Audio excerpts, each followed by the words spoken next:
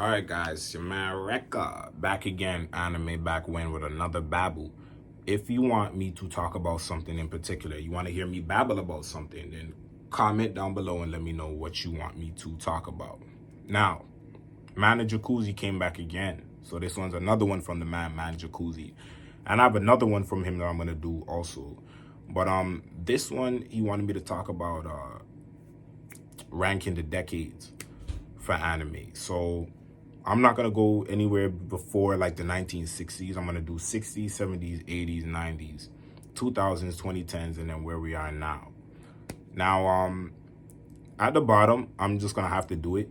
1960s. It's too old, too black and white. It doesn't really offer much in terms of like, and I'm not talking about everything. I'm sure there's a couple of things that are really good, but when you talk about the full experience aesthetically, story-wise, character-wise, you're not really gonna get that out of the 1960s, right? So I'm gonna have to put it at the bottom. I know there's something my man Bob Samurai is always doing, or he was for a while, talking about the 60s, some of the best stuff from the 60s.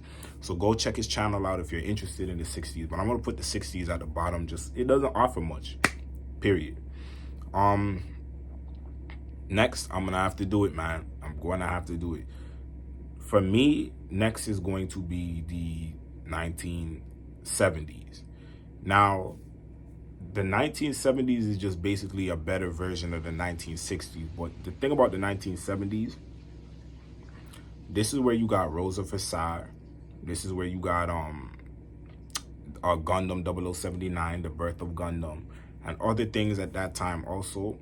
But I can remember watching 0079 and it was brutal. So now you're enticed to get in there because now you're getting actual cohesive stories, you're getting characters, you're getting an actual experience. But now you got to deal with these super low budgets. What else was I saying? Super low budgets. Bad animate. Well, that goes into the budget thing. The animation's not that great. You know, and it's just a hard to swallow watch a lot of times. Rosa Versailles was pretty good though, but for the most of the 70s stuff, especially the mech stuff, is hard to watch. So I'm gonna have to put the 70s there. Next, the 2020s.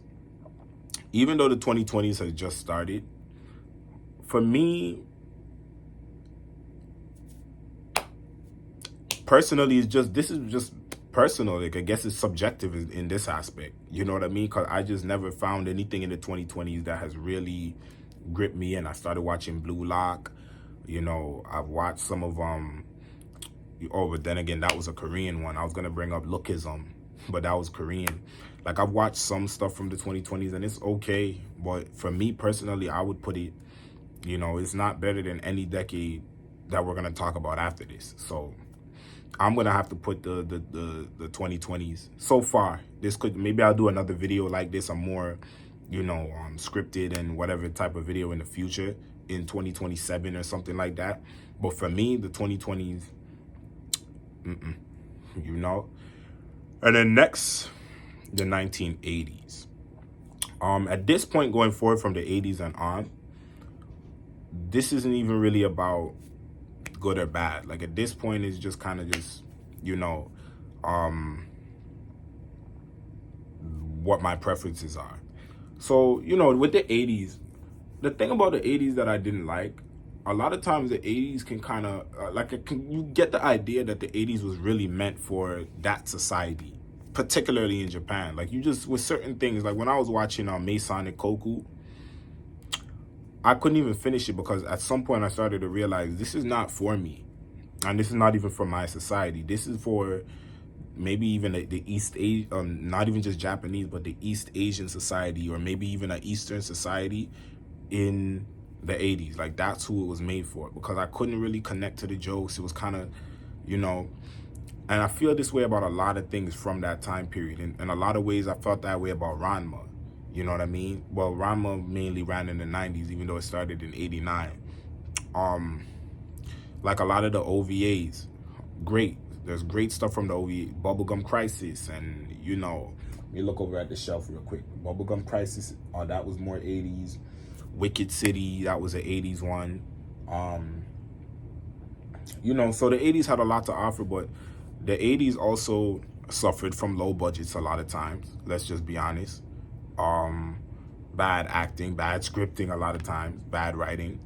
So, you know, the 80s is just not quite fully polished yet. And it was the last decade that wasn't fully like they hadn't quite figured it out all the way yet, you know? And a lot of times in the 80s, a lot of the anime couldn't overcome the bad budgets with good story. And a lot of times, I'm not saying all the time, but a lot of times it couldn't. Like, look at Fist of the North Star, for example. Fist of the North Star, as much as it's a classic and everything, it couldn't quite get over the fact that it didn't have the greatest budget in the world to work with.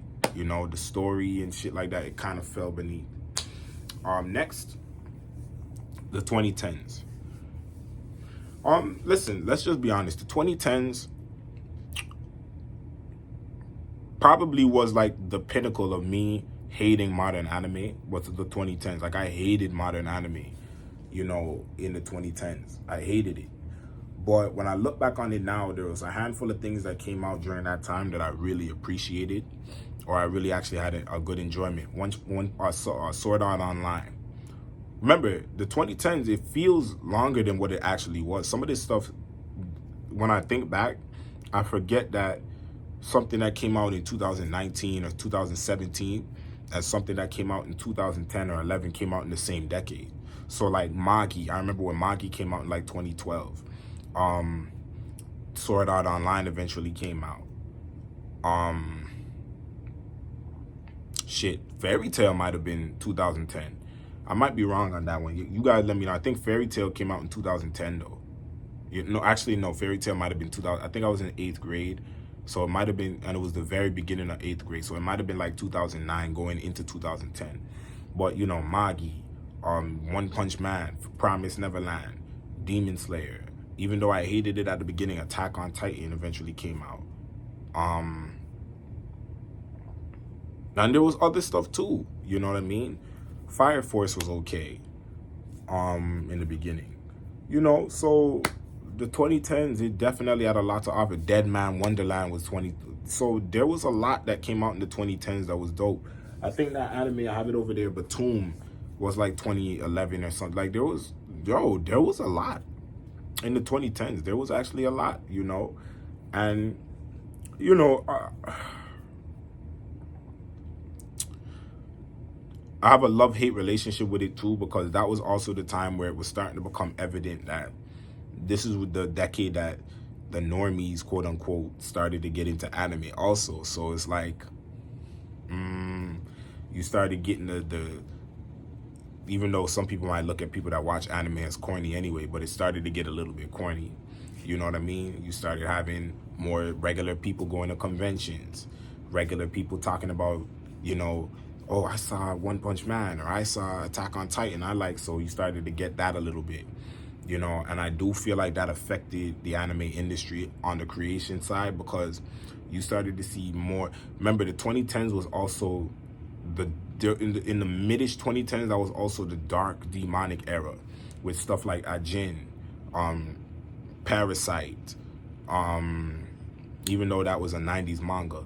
But Parasite, what's that other? Akame got killed, you know, with the dark, depressed, you know what I mean, emo type of main character, type of main young boy or whatever. So there was that also, and that kind of became a standard for a while. And, you know, it's not that anime didn't have trends that would go, like, of course, in the 90s, we're gonna get there. In the golden era, you had Goku and you had people like that inspiring young boys. So then they came with Yusuke, you know what I mean? So, or Kenshiro eventually inspired Goku, and that, you know, kind of inspired Yusuke a little bit. So, you know, but that was the 2010s. I say the 2010s next. Then, of course, you know, the last two, obviously, you know, the 2000s is going to be next. I think the reason I love the 2000s is because the 2000s is where there's so much, to this day, there's so much to be discovered in the 2000s. If you think about it, there's so many like low-key little 26 episode little shows that you could find from the 2000s that were dope, that you might not have seen or you might not have gotten around to. If you think about the 2000s, I think of Air Gear, I think of Kenichi, I think of Tendo Tenj, I think of, you know, everything in that, not even necessarily the biggest stuff like Naruto, Bleach, you know, not even the biggest stuff like that. But I think about like the ones I named, then let me look. Get Backers, that was the 2000s. Gantz, that was the 2000s. Gungrave. I could literally go on for, let's look at some of the 2000s stuff. Genshiken. What else is over there? So much. Oh, all of the early 2000s Evangelion ripoffs that were actually kind of dope, some of them. So like Argento Soma, Better Man. Well, actually, no, that was 1998. But Argento Soma, you have Arjun. Yeah, Arjuna, that was an early 2000s one. So many just different little hidden gems. You know, I said Ear Gear already. You know, Jubei-chan. Actually, no, that was in late 90s. Let's look. Let's actually go through some of these. Nie Under 7. You know, Please Teacher, Please Twins. Some of you guys might know what that is. You know, like there's just so much. When it comes to the 2000s, there's so Wolf's Rain, Haibane Renmei, Last Exile, Gun Exord. You know, like there's so many little hidden, you know, things that so many little. I think the 2000s was the age of the not legendary, but still decent and enjoyable and entertaining. That was where you got the most 12, 13 to 26 episode series that you can, like, that's where you're gonna find the bulk of that, is in the 2000s. That's my opinion on that. And there's tons of it in the 90s, there's tons of it in the 2010s too, but I think the 2000s has the most hidden gems in anime as far as TV series goes. Obviously the 80s, and you know what the last section is, right?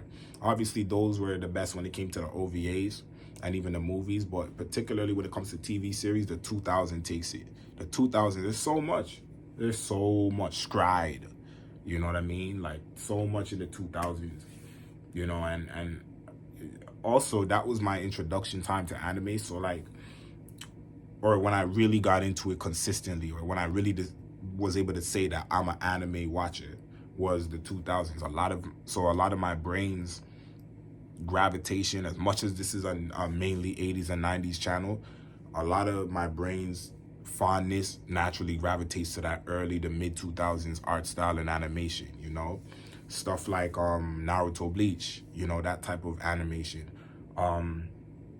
Let's see what else we could see over there. Mermaid Forest, that was 2004. You know, you guys get what you pretty much get what I'm talking about, right? When I talk about the 2000s. Another thing about the 2000s too is that it is also the time period of and even though I'm supposed to be praising it right now, it's also the time where you get a lot of average anime too. So as much as there's a lot of dope stuff, there's a lot of average stuff.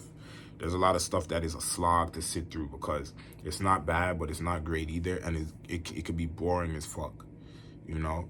So there was that too. But I love the 2000s. I love the art style a lot too, especially with this is where like Horror Heat came out during that time period.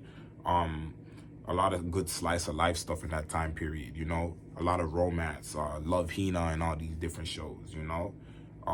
Hetalia. Is that what it's called? Yeah, Hetalia. Like, just tons of dope stuff. Full Metal Alchemist came out in the 2000s.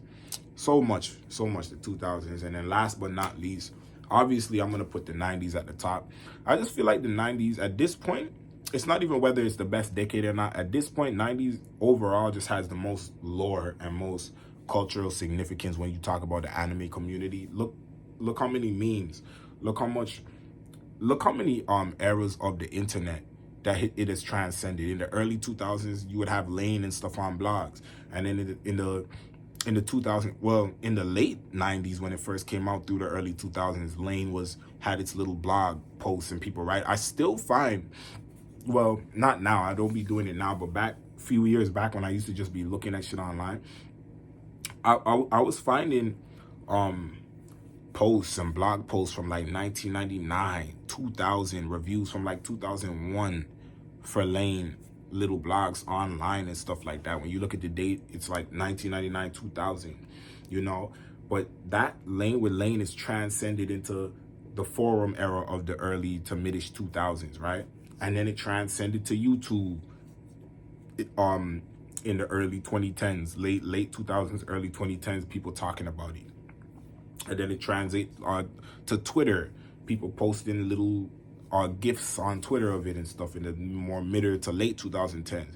And now you can go on TikTok in the 2020s and see people talking about Lane and doing Lane posts and stuff, and they get tons of numbers. Like, you know, that's one example. That's a small example. Look at Sailor Moon. Sailor Moon has transcended so many eras, man. Sailor Moon, to this day, you got girls 16 years old obsessed with Sailor Moon.